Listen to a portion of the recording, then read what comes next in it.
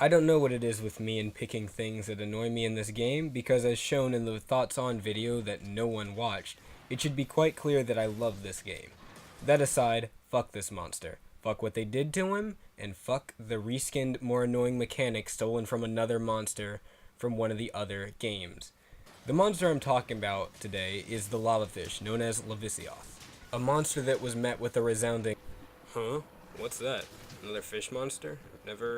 Don't remember fighting him at all.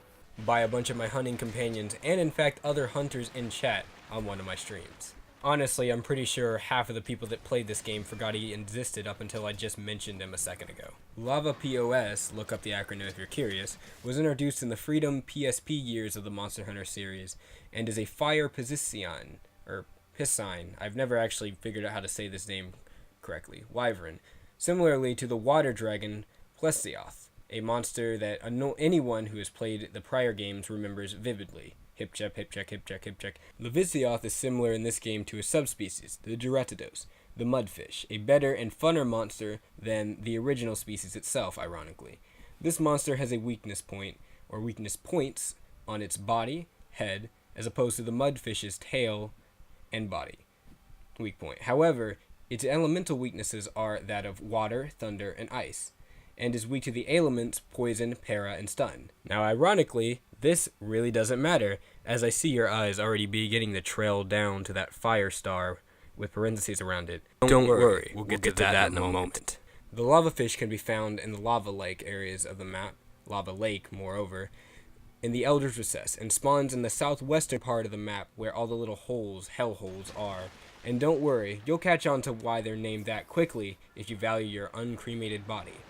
Lavasioth is highly aggressive. Don't let its dopey face and demeanor fool you, as it hops, flips, flops around more than your average hip-hop rap battle in the inner city. Speaking of, its main attacks consist of flailing around, sliding around, and flopping around. Oh, and its annoying wind-up nuke fireball attack it has that's hitbox is like being a fly on a horse's ass and may or may not be one-shot when tempered. I'm not bitter. Shh. Ironically, I guess, most of Lavasioth's attacks aren't that hard to see. The tells and windups are pretty obvious, just hit or miss to avoid, rather it be the slide charge that has Black Diablos' aimbot, the body check that sometimes carries you with it, or the multi-fireballs that can stun lock you and set you up to watch your health bar burn more than the expectations of your life. Otherwise, everything is fine. I'm joking, because the BS has barely even started. Now, most people that have never played the previous games will not know of a monster named Agnactor, a beaked leviathan-like creature that is known for digging into the ground and shooting back out with enough force to shoot rockets to Mars. I'm sure Kim would be having wet dreams about that. This wonderful creation was introduced in Monster Hunter Tri, and in a perfect world, would have been introduced in this game as a returning monster as opposed to the assfish here. See, Agnactor had a really cool mechanic called lava armor, which would get hard after a certain considerable time it was out of the lava. Otherwise, he was really squishy and easily hittable. Another thing was that the armor could be broken with relative ease if you prioritized a few points or spots on his body, thus not having to worry about it too much other than the occasional time when he would just not decide to get into the lava. So, what Capcom heard was, let's put Agnactor, a monster everybody loved, and splice it with Lavasioth, a monster that was, well, I'd say was liked fine, not as much loved as Agnactor, but what we got was an inflamed asshole of an encounter that barely anyone remembers because of its lack of prevalence in the story and its weapons being complete and utter trash. That aside from the dual blades that are actually pretty decent for scaling and stuff. Anyway, what they did was give Lava Fish Agnactor's lava armor, something previously unique to Agnactor. But that's not the problem. See, I don't necessarily have a problem with some monsters sharing abilities. I mean, Rathalos, Rathian, just look at them. I would just hope they add something to them or a spin on them that would make it unique for that monster. Like if Lavasioth's armor broke off after a few hits, basically a lot quicker than Agnactor's, and only comes back if he goes into the lava. Instead, he keeps replacing it, but it breaks extremely easily. Maybe like Geratidos' mud armor, except it breaks a lot quicker. What we got was lava armor that hardens like it's induced with Viagra within seconds, and can't be broken, until an extreme amount of damage is applied.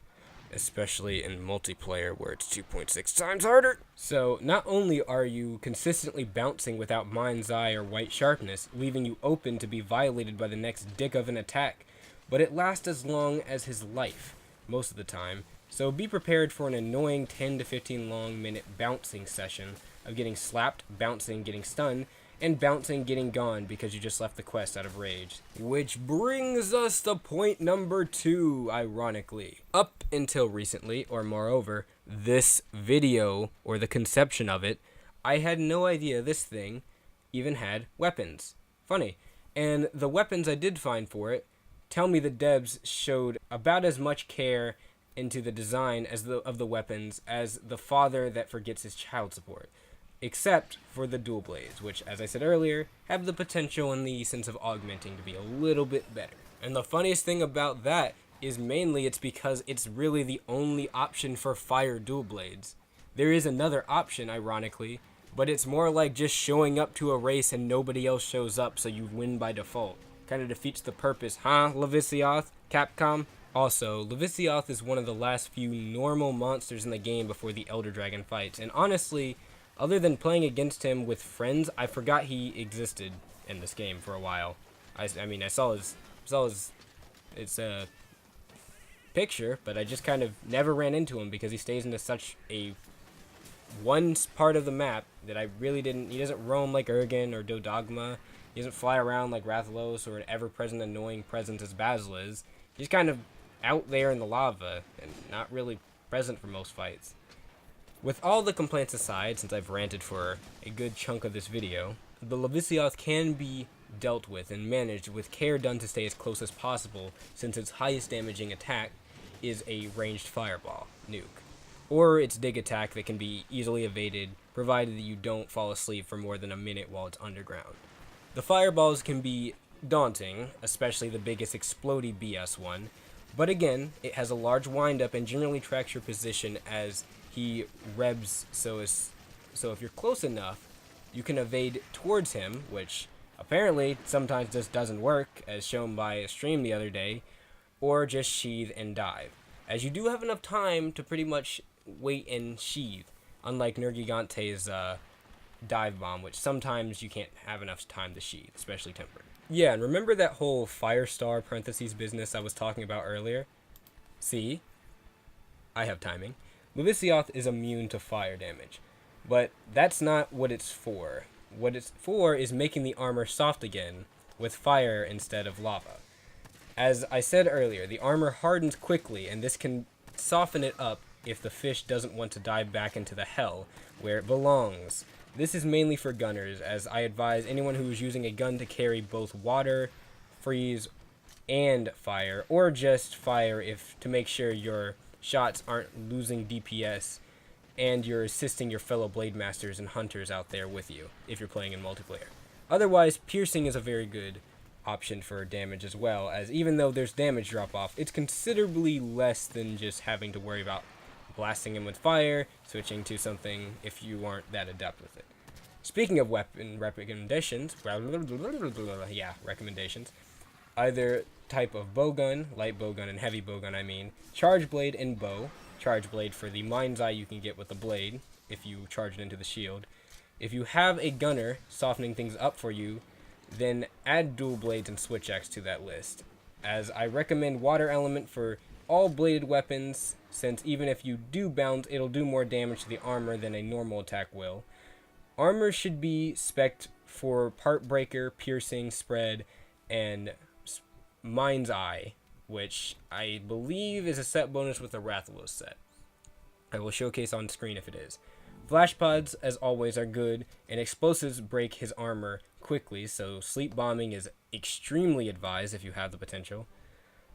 And with that out of the way, I think that's it for this guy. It's kind of ironic. This is a monster that honestly is so forgettable and everything. It's kind of a waste of time really doing a how to hunt on it. But at least I got the rant, and there was some mild humor in it. So yeah, thank you for watching the video, and press the subscribe button and notification bell in that order, if you please. Leave me some feedback or recommendation for the next monster in the How to Hunt.